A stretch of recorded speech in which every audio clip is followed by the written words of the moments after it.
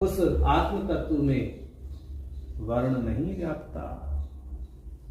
ना वह ब्राह्मण है, ना वह क्षत्रिय है, ना वह वैश्य है, ना वह शूद्र है। ठीक, देखो ये जो वर्ण व्यवस्था है ना, ये केवल कर्मकांड तक ही सीमित है।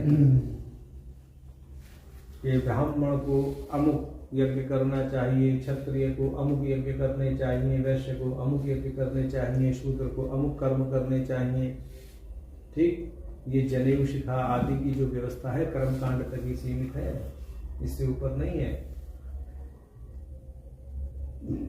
ज्ञान कांड में इसकी आवश्यकता ही नहीं। ज्ञानी तो कोई भी हो सकता है। ज्ञान में कर्म की, यानी कर्म का अर्थ है कर्मकांड, कर्म की अपेक्षा नहीं है, किसी भी दृष्टि से कर्मकांड की अपेक्षा है। और जहां कर्मकांड की अपेक्षा है वह वर्ण की अपेक्षा है। वहां क्षत्रिय, वैश्य आदि उचित जो व्यवहार है वह करना ही पड़ता है। ब्राह्मण उचित व्यवहार करना ही पड़ता है, क्योंकि शास्त्र कहता है, उसका खंडन तो नहीं कर सकते ना।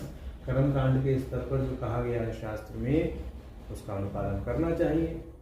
ज्ञान कांड में स्थित होने के बाद में कर्म कांड को गाली नहीं बकनी चाहिए, क्योंकि जो लोग ज्ञान कांड में अधिकृत नहीं है, हम कर्म कांड तो करेंगे ही, अपने अनुरूप करेंगे और सबको उपदेश देंगे, तो ऐसा ना हो हमारी जूतम पत्रम हो जाए, क्योंकि वो समझ ही नहीं पाएंगे उतना।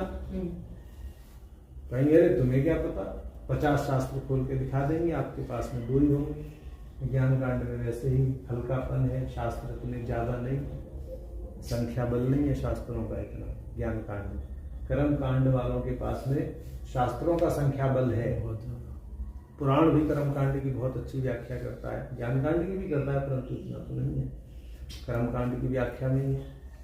ठीक, वेद की व्याख्या पुराण के माध्यम से भी तो की गई है, वहाँ कथाएं आदि बता करके वेद के तात्पर्य को ही बताया गया है, परंतु मूल व्यक्ति जो है वो उन कथाओं तक सीमित रह जाते, वो उसके तात्पर्य को नहीं समझते। अगर मूल रूप से देखें तो वेद की व्याख्या पुराण है,